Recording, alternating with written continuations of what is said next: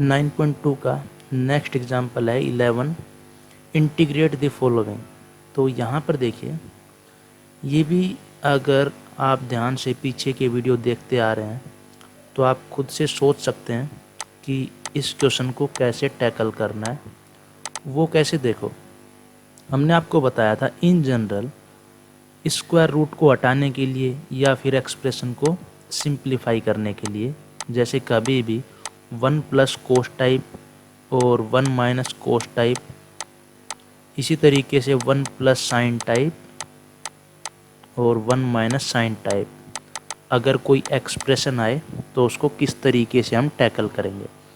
जैसे यहाँ पर देखिए, हमें सोल्व करना है integration 1 by square root of 1 plus cos 2x dx।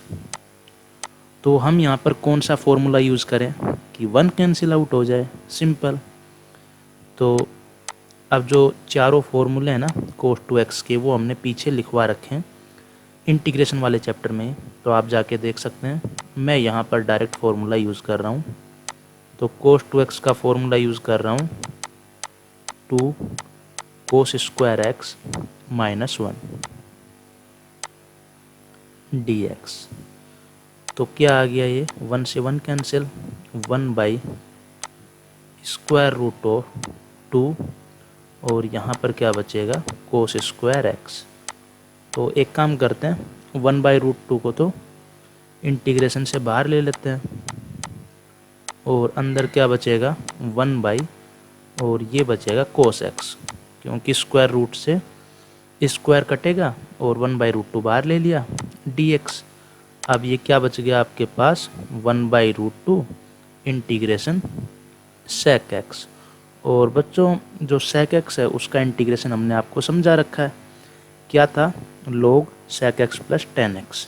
तो इसका आंसर क्या आएगा 1 by root 2 log sec x plus 10x और इंटीग्रेशन कांस्टेंट c। बस ये आपका आंसर हो गया। अब देखिए, थोड़ा सा है ना, इस पॉइंट को याद रखने के लिए मैं अपनी तरफ से एक आध क्वेश्चन करवा देता हूँ आपको। इससे आपको लगेगा कि हाँ, ऐसा मैथमेटिक्स में हम किसी क्वेश्चन को सिंप्लीफाई करने के लिए सोच सकते हैं। जैसे मान लो मैंने क्वेश्चन दे दिया, थोड़ा सा चलो और अच्छा क्वेश्चन बना देते हैं, 1 प्लस और मैंने लिख दिया कोस x, ठीक है ना, ये थोड़ा और अच्छा क्वेश्चन हो गया।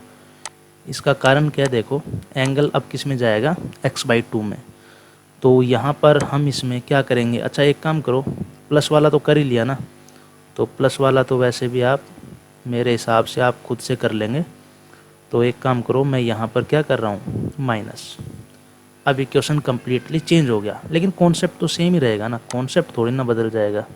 देखो अंडर रूट, अब यहाँ पर हम क्या लगाएंगे, अब यहाँ पर हम फॉर्मूला लगाएंगे 1 माइनस 2 साइन स्क्वायर x/2। अब ये x/2 क्यों हुआ है, अब ये चलो बता देते हैं। यहाँ पर एंगल क्या है, यहाँ पर एंगल है आपके पास x, और यहाँ पर एंगल क्या हो जाता है फिर हाफ।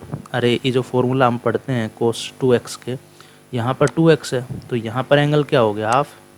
तो यहाँ पर तो मैंने x लिख के दिया है ना, समझ में आ गया।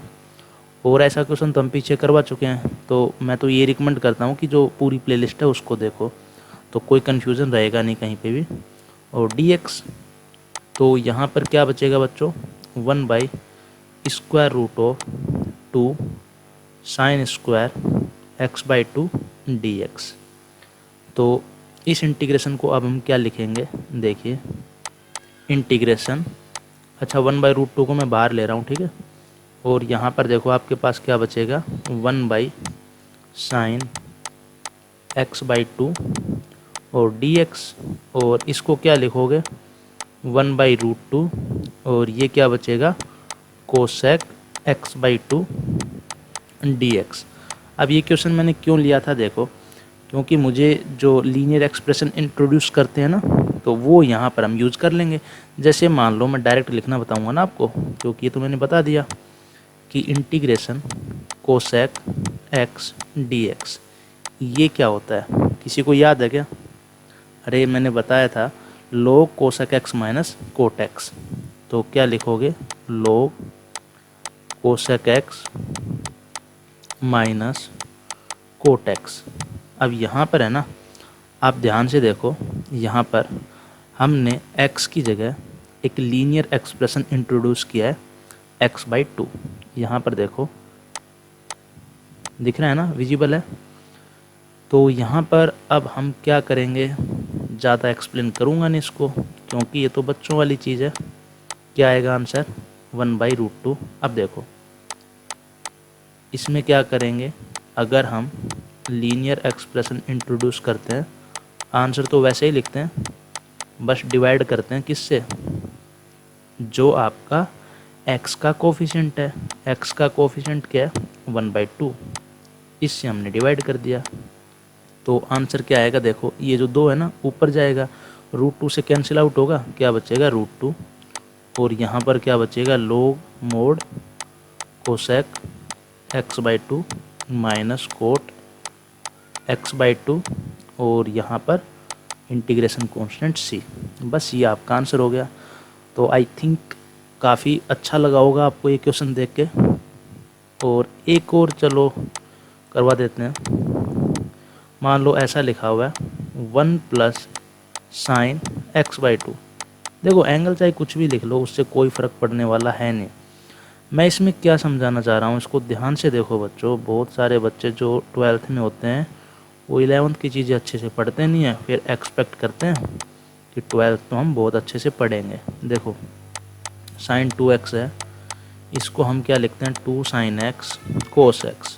अब इसमें समझने वाली चीज़ क्या है पता है, इसमें समझने वाली चीज़ ये है, अगर मैं sin x/2 को लिखूं तो मैं क्या लिखूंगा, 2 sin x/4 और cos x/4। आधे बच्चों के सर के ऊपर से चली गई होगी बात, सर ने ऐसे कैसे लिख दिया। तो उसका रीज़न बच्चों ये है, यहाँ पर क्या है 2x, तो यहाँ पर एंगल क्या हुआ, हाफ, और यहाँ पर एंगल क्या है x/2, तो यहाँ पर भी तो हाफ कर दिया एंगल को। इस तरीके से हम लिख सकते हैं।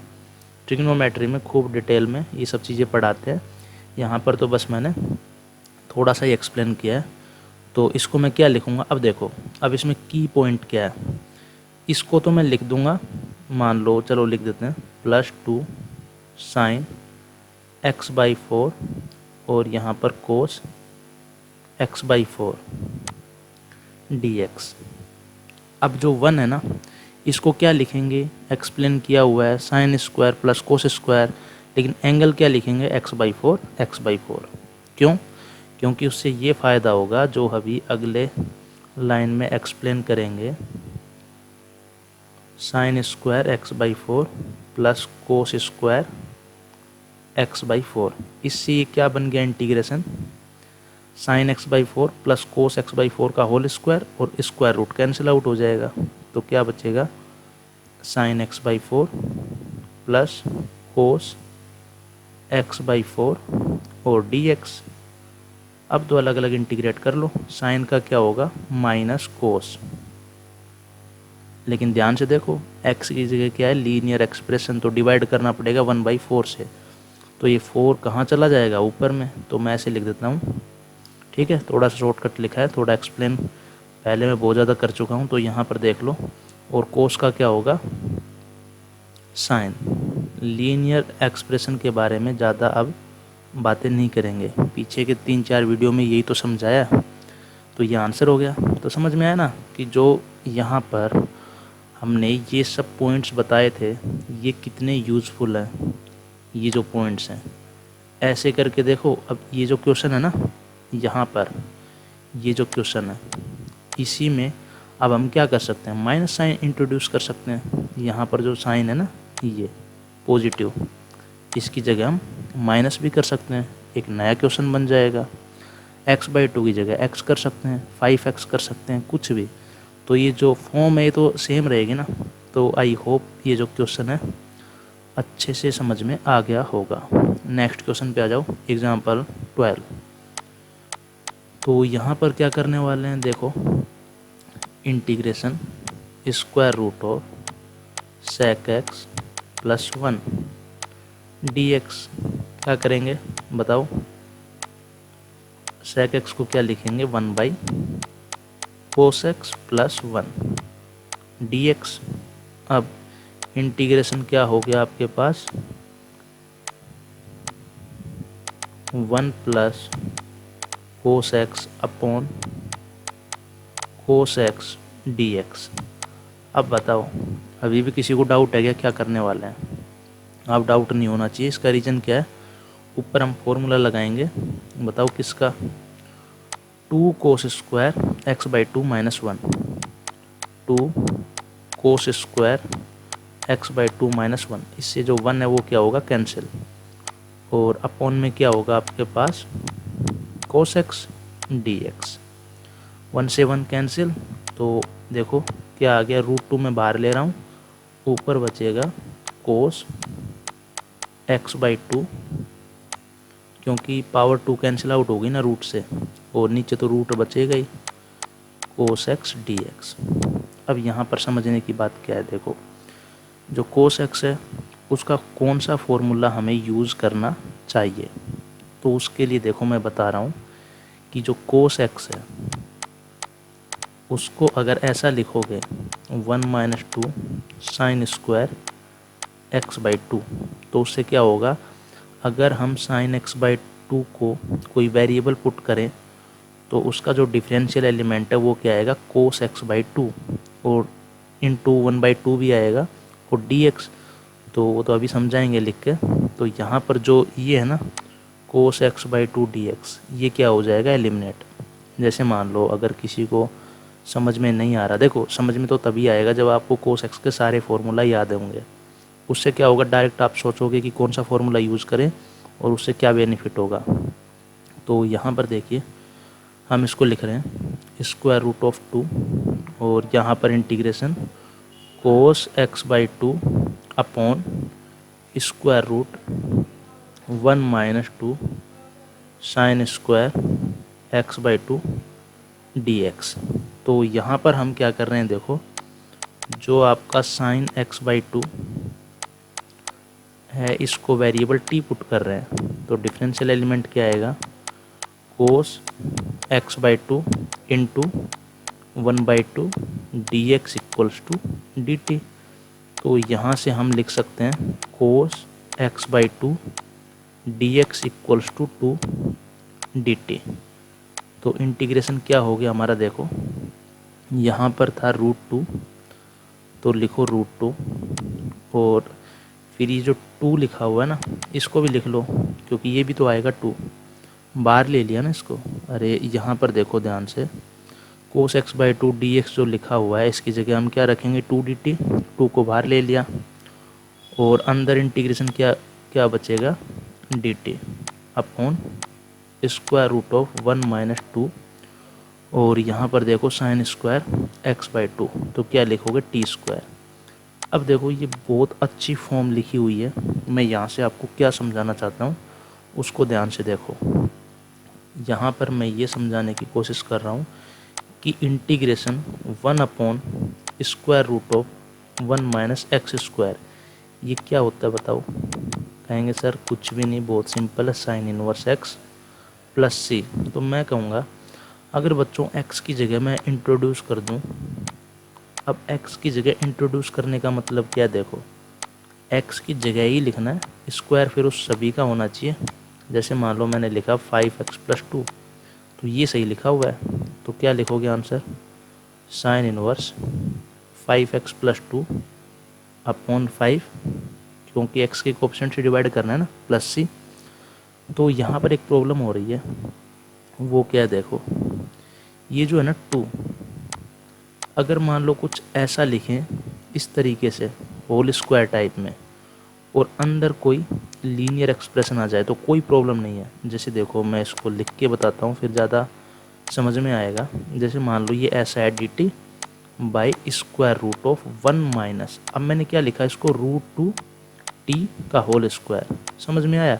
तो इससे क्या हो रहा है, देखो जो यहाँ पर अगर कुछ ऐसा होता square root of 1 minus t square, तो उसका आंसर क्या होता, साइन इनवर्स t, और यहाँ पर हमने t को एक लीनियर एक्सप्रेशन से रिप्लेस किया, तो उसी के अकॉर्डिंग आंसर लिख दो।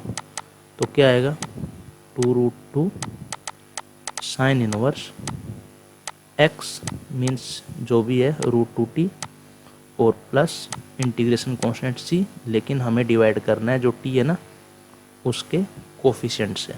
तो आंसर आ गया। आई होप समझ में आ गया होगा। क्या है आंसर? 2 साइन इनवर्स √2 और जो t है उसकी वैल्यू पुट कर दो। क्या है आपके पास? साइन x/2 और यहाँ पर प्लस इंटीग्रेशन कांस्टेंट c। देखो ये बहुत ही इम्पोर्टेंट चीज़ है, इसी से हम कुछ फॉर्मूला रिड्यूस करेंगे आगे जिनको याद नहीं करेंगे। ऐसा आ गया ना, मान लिया आपके पास, मानो ऐसा आपके पास एक्सप्रेशन आ गया। अब इतना दिमाग आप खुद से लगाओ, क्योंकि लीनियर एक्सप्रेशन हमने क्यों समझाया आपको। अगर मान लो यहाँ पर dt/√1 - t² लिखा रहता तो आप डायरेक्ट बोलते सर साइन इनवर्स t। तो फिर क्यों परेशान हो रहे हो? जो 2 लिखा हुआ है ना इसको ऐसा नहीं लिख सकते। अब इससे फ़ायदा क्या होगा? अब हम यहाँ पर जो लीनियर एक्सप्रेशन जो पढ़ के आए हैं कि अगर किसी भी एक्सप्रेशन में जो वेरिएबल x है उसकी जगह हम लीनियर एक्सप्रेशन इंट्रोड्यूस करें तो आंसर कैसे लिखते हैं। तो अब यहाँ पर देखो, अगर √1 - t² होता तो आप बता देते। तो यहाँ पर t की जगह √2t तो लिखा हुआ है, तो ये लीनियर एक्सप्रेशन है। तो इसका आंसर क्या आएगा? Sine inverse √2t/√2। बस। तो अगर मान लो ये पॉइंट समझ में नहीं आया ना तो वीडियो को पॉज करके पीछे करो और दोबारा देखो, क्योंकि बहुत इंपॉर्टेंट चीज़ है। बहुत सारे फॉर्मूले आगे इसी से रिड्यूस करेंगे कि हमने इसको लीनियर कैसे बनाया। तो आई होप ये आपको समझ में आ गया होगा। और ये था आपका एग्जाम्पल नंबर 12। अब बात करते हैं एग्जाम्पल नंबर 13 के। क्वेश्चन नंबर 13 के यहाँ पर आपको 4 पार्ट गिवन है और ये क्वेश्चन काफ़ी अच्छा क्वेश्चन है। अब अच्छा किस लिए है? क्योंकि इसमें 11th के कुछ कॉन्सेप्ट्स यूज होंगे और मैं तो मान के चल रहा हूँ कि 11th का आपको कुछ याद है नहीं, तो मैं तो इसको बहुत ही बेसिक से बताऊँगा। देखो, अगर किसी को आता है तो स्किप कर सकता है। देखो, हमें इंटीग्रेट करना है first part cos 3x into cos 4x dx। तो इसको ध्यान से देखो, ये cos a into cos b लिखा हुआ है। अगर इसको सम में ब्रेक कर दें, SUM सम में ब्रेक कर दें तो ये क्वेश्चन काफ़ी इजीली सोल्व हो जाएगा। लेकिन अब हमें पता होना चाहिए कि cos a into cos b का फॉर्मूला क्या होगा। तो सबसे पहले तो ये देखो cos a into cos b किस में आता है? cos a प्लस b और cos a माइनस b के फॉर्मूले में। तो हम क्या कर रहे हैं? देखो, cos a प्लस b का फॉर्मूला आपको पता है क्या होता है बच्चों? cos a cos b minus sine a sine b। और cos a माइनस b का फॉर्मूला भी आपको पता है क्या होता है? cos a cos b plus sine a sine b। क्योंकि ये फॉर्मूला तो याद रह जाते हैं, बाकी फॉर्मूला किसी को याद नहीं रहते। तो यहाँ से हमें चाहिए cos a into cos b। तो दोनों इक्वेशन को क्या करोगे? ऐड करोगे, तभी तो बचेगा cos a into cos b। तो यहाँ पर दोनों को ऐड कर दो। क्या आ गया? cos a plus b plus cos a minus b। और इधर आएगा cos a cos b और इंटू में क्या आएगा? 2, क्योंकि ये 2 बार ऐड होगा तो हमें तो cos a into cos b चाहिए ना, तो इस 2 को मैं इधर भेज रहा हूँ। ठीक है ना? तो हम इस इंटीग्रेशन को कैसे लिख सकते हैं? देखो, cos a plus b means cos 3x plus 4x plus cos a minus b 3x minus 4x by 2 dx। तो यहाँ से हम क्या लिखेंगे? cos 7x plus cos of minus x upon 2 dx। तो आई होप ये आपको पता है कि cos ऑफ माइनस x किसके इक्वल होता है? बताओ, cos ऑफ माइनस x किसके इक्वल होता है? cos ऑफ x के। ये तो पता है आपको। तो यहाँ पे हम इसको क्या लिखेंगे? अलग अलग इंटीग्रेट कर देते हैं। cos 7x by 2 dx plus cos of x by 2।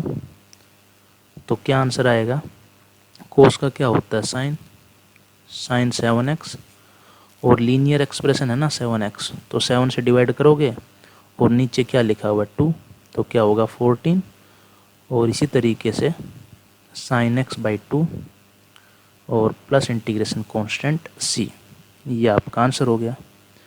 तो आई होप ये समझ में आ गया होगा कि हमने इसको कैसे सोल्व किया है। और आगे सब क्या ध्यान रखना है कि मान लो कोसेन टू साइन बी आ गया, तो वो फॉर्मूला कहाँ से निकालोगे। अब बताओ कोस ए साइन बी कहाँ पे आता है, या फिर साइन ए कोस बी, अरे ए और बी तो किसी को भी बोल लो ना, यहाँ पे लिखा थोड़ी है कि ए हम 3x को ही बोल लेंगे, 4x को ए बोल लो, उससे क्या फ़र्क पड़ जाएगा। तो यहाँ पर हम क्या बताने की कोशिश कर रहे हैं, आगे अगर साइन ए इंटू कोस बी टाइप में कोई प्रोडक्ट दे दिया तो उसका फॉर्मूला कहाँ से निकालेंगे, साइन ए प्लस बी साइन ए माइनस बी वाले फॉर्मूले से। और इसी तरीके से अगर साइन ए इंटू साइन बी दे दिया तो साइन ए इंटू साइन बी तो यहाँ से ही आ जाएगा। अरे इन दोनों इक्वेशन को अगर सब्ट्रैक्ट कर दोगे तो साइन ए इंटू साइन बी बच जाएगा, वो निकाल लो। तो दो अगर ट्रिग्नोमेट्रिक जो ये फंक्शन है कोस और साइन, अगर इनका मल्टीप्लिकेशन दिया हुआ है तो एडिशन में आप इजीली चेंज कर सकते हो। तो मुझे लगता है कि ये क्वेश्चन आपको समझ में आ गया होगा। अब नेक्स्ट पार्ट देखो सेकंड। अब बच्चों जो सेकंड पार्ट है ना, ये अगर आपको समझ में आएगा तो देखिए इससे क्या बेनिफिट होने वाला है। देखो यहाँ पर अगर सेकंड पार्ट समझ में आ गया तो फोर्थ पार्ट भी समझ में आ जाएगा। अब वो कैसे, यहाँ पर देखो एक बार, सेकंड पार्ट में क्या है, sine square x D x. तो हम क्या करेंगे, ये स्क्वायर है ना, इसको एंगल में ब्रेक करेंगे, मतलब जो एंगल है ना उसमें इसको इंक्रीज़ करेंगे। अब वो मेरा कहने का मतलब क्या है, देखो जैसे आपको पता है कि कोस 2x वो क्या होता है बताओ, कोस 2x एक तो होता है, दोबारा से लिख देते हैं, cos square x minus sine square x, और क्या होता है 2 cos square x minus 1 1 minus 2 sine square x and 1 minus ten square x upon 1 plus ten square x. तो हम क्या करेंगे, यहाँ से जो साइन स्क्वायर एक्स है ना, यहाँ से जो साइन स्क्वायर एक्स है इसकी वैल्यू फाइंड आउट करेंगे। उससे क्या बेनिफिट होने वाला है वो देखो। तो यहाँ से जो साइन स्क्वायर एक्स है ये क्या आएगा, 1 माइनस कोस 2x अपॉन 2। तो अब यहाँ पर अगर इसको इंटीग्रेट करेंगे तो क्या आएगा, देखो 1 minus cos 2x by 2 dx। Easily integrate हो गया ना, क्योंकि अब देखो ये एंगल इंक्रीज हुआ है तो ये तो लीनियर है, कोई प्रॉब्लम है नहीं एक्सप्रेशन। तो क्या लिखोगे, देखो 1/2 तो बाहर ले लो इंटीग्रेशन से, और फिर 1 का इंटीग्रेशन और कोस 2x का इंटीग्रेशन। ये तो सभी को ही पता है, क्या आएगा answer, x minus sine 2x by 2। Integration हो गया तो इंटीग्रेशन कांस्टेंट लगा दो c, बस ये आंसर हो गया। तो आई होप ये आपको समझ में आ गया कि जब भी पावर आपको ज़्यादा मिले तो आपको क्या करना है, उसको एंगल में किसी तरीके से लेके आना है और उससे आपको क्वेश्चन को सोल्व करना है। जैसे थर्ड पार्ट है ना, ये भी ऐसा ही है, कोस क्यूब एक्स। तो यहाँ पर देखिए third part cos cube x D x. तो देखिए कोस 3x है ना, इसका फॉर्मूला आपको पता होगा, क्या होता है बताओ, 4 cos cube x minus 3 cos x. तो यहाँ से जो कोस क्यूब एक्स है ये क्या आएगा, कोस 3x plus 3 cos x by 4। ठीक है, तो यहाँ पर हमने क्या किया, इसको एंगल में इसको मल्टीप्लाई में ब्रेक किया, मतलब एंगल देखो 3 का मल्टीपल हो गया, यहाँ पर कोस 3x में ये ब्रेक हो गया। अब कोस 3x से हमें कोई प्रॉब्लम थोड़ी है, इसका इंटीग्रेशन हम इजीली सोल्व कर सकते हैं। इसलिए यहाँ पर कोस की पावर अगर इंक्रीज हो, साइन की पावर इंक्रीज हो, तो हम उसको एंगल में ब्रेक करने की कोशिश करेंगे। जैसे फोर्थ क्वेश्चन है ना, बहुत अच्छा है, वो मैं एक्सप्लेन करूँगा और भी अच्छे से। ताकि ये कॉन्सेप्ट आपको अच्छे से क्लियर हो जाए। तो यहाँ पर देखिए ये जो इंटीग्रेशन है ये किस तरीके से ब्रेक हो गया। देखो कोस 3x और प्लस 3 कोस x अपॉन 4 dx। तो यहाँ पर जो 1/4 है ये तो इंटीग्रेशन से बाहर रख लो, और यहाँ पर क्या आएगा साइन 3x/3, और यहाँ पर क्या आएगा 3 साइन x, और प्लस इंटीग्रेशन कांस्टेंट c। ये आपका आंसर हो गया। अब देखो जो फोर्थ पार्ट है वो क्यों इम्पोर्टेंट है, यहाँ पर देखो आपको लिखा हुआ है साइन की पावर 4x और dx। देखो ये पार्ट अच्छा क्यों है, देखो यहाँ पर इसको ऐसा लिख सकते हो आप साइन स्क्वायर x का होल स्क्वायर। ऐसा क्यों लिखा, देखो सबसे पहले हम इसमें जो साइन स्क्वायर है ना उसको ख़त्म कर देते हैं, फिर उसके स्क्वायर की बात बाद में करेंगे। पहले देखो 4 पावर से कुछ नहीं होगा, पहले क्या करो इसमें से 2 पावर ख़त्म करो। अब वो ख़त्म कैसे करेंगे समझ में आ रहा होगा कि हमने इसको पहले लिखा साइन स्क्वायर x का होल स्क्वायर। अब इस स्क्वायर को मत देखो, पहले इसको ख़त्म करो, और इसको तो अभी हमने ख़त्म किया ही है ना। अरे देखो साइन स्क्वायर x को हमने क्या लिखा था 1 माइनस कोस 2x/2। तो इसको लिखो 1 माइनस कोस 2x/2। ये इसका स्क्वायर लिखा हुआ है तो अच्छी बात है। अब क्या करो 1/4 तो बाहर ले लो, क्या बचेगा 1 माइनस कोस 2x का whole square a square plus b square minus 2ab। अब यहाँ पर आप कहोगे सर फिर से एक दिक्कत आ रही है, वो क्या दिक्कत है भाई, वो ये दिक्कत है कि ये स्क्वायर आ गया। अब इसको फिर से ख़त्म कर लो। अब वो कैसे करोगे, देखो कोस 2x क्या होता है 2 कोस स्क्वायर x माइनस 1। तो यहाँ से कोस स्क्वायर x क्या आ गया 1 प्लस कोस 2x/2। तो ये इंटीग्रेशन क्या होगा 1/4 इंटीग्रेशन 1 प्लस कोस। देखो यहाँ पर जो एंगल है ना उसका डबल है यहाँ पर, तो क्या आएगा 4x/2, और यहाँ पर क्या आएगा -2 कोस 2x। अब तो इंटीग्रेट इजीली कर लोगे। वो कैसे, देखो 1/4 इंटीग्रेशन, इसको लिखोगे 1 plus 1/2 plus cos 4x by यहाँ पर 2 माइनस 2 कोस 2x, और क्या आएगा dx। तो 1 प्लस 1/2 कितना होगा 3/2। तो इसको लिखो 3/2 प्लस कोस 4x/2 कोस 4x/2, और यहाँ पर क्या आएगा -2 कोस 2x माइनस 2 कोस 2x dx।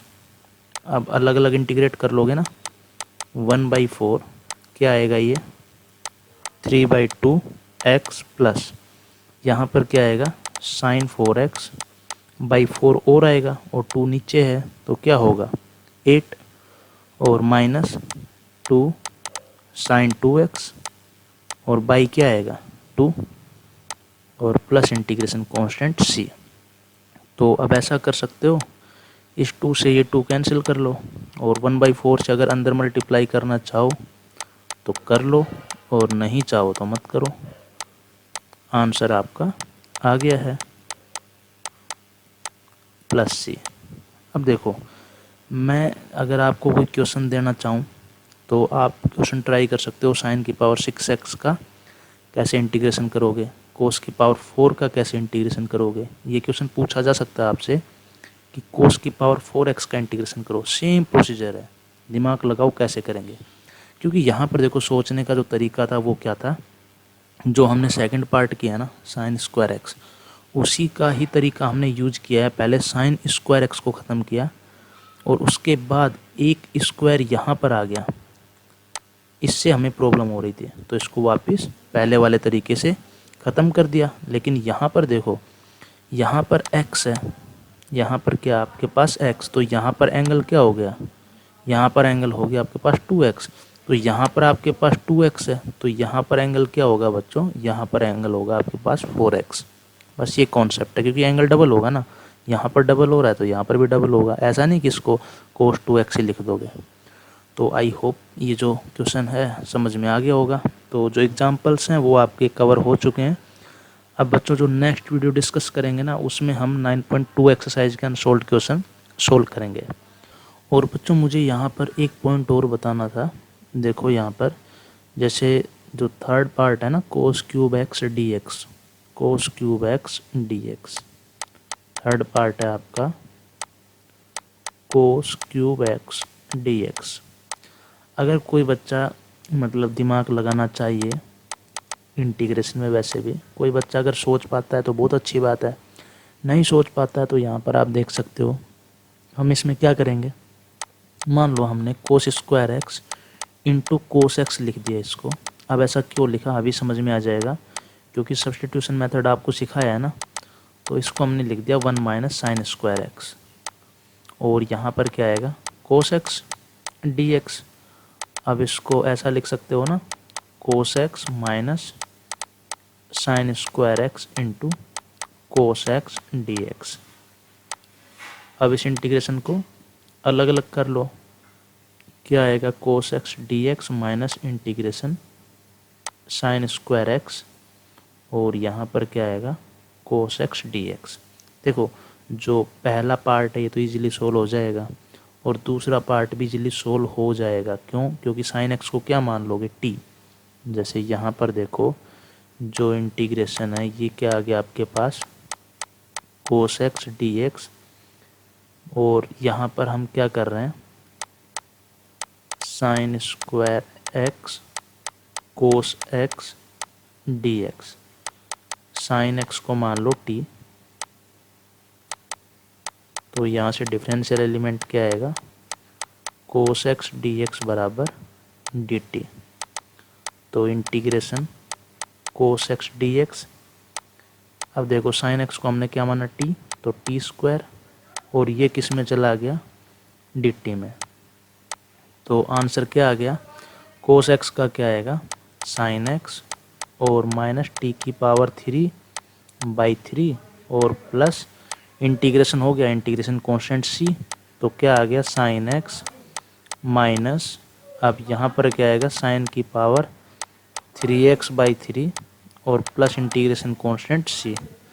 तो बच्चों ये आपका आंसर हो गया। अब दिखने में ये आपको अलग लग रहा है, देखो क्यों, क्योंकि यहाँ पर देखो क्या आंसर आया था, कोस की पावर 3x का यहाँ पर आया था, देखो यहाँ पर 1/4 sine 3x/3 plus 3 sine x plus integration constant C. अब अगर इसको सोल्व करोगे ना तो आंसर क्या है, ये सेम ही है बच्चों, है ना। थोड़ा सा इतना दिमाग खुद से लगा लेना कि सेम कैसे आएगा, और बाकी आपको ये समझ में आ गया कि हम इसको ऐसे भी अप्रोच कर सकते हैं।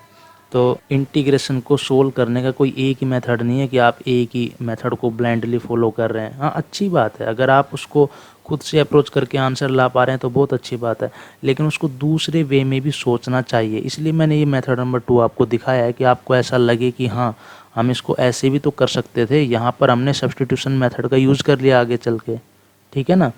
तो ऐसा भी आपको सोचना चाहिए, किसी भी क्वेश्चन को ब्लाइंडली फॉलो नहीं करना चाहिए कि ऐसा हमको बता दिया और हम ऐसे ही करेंगे। अगर टाइम मिले तो सोचो इंटीग्रेशन को। डिफरेंशिएशन स्ट्रेट फॉरवर्ड होता है, इंटीग्रेशन रिवर्स प्रोसेस है, तो इसमें आपको दिमाग लगाना पड़ेगा। तो आई होप जो आज की वीडियो है ये अच्छे से समझ में आ गई होगी। मिलते हैं नेक्स्ट वीडियो में एक्सरसाइज नंबर 9.2 के अनसॉल्व्ड क्वेश्चन को लेकर। Thank you.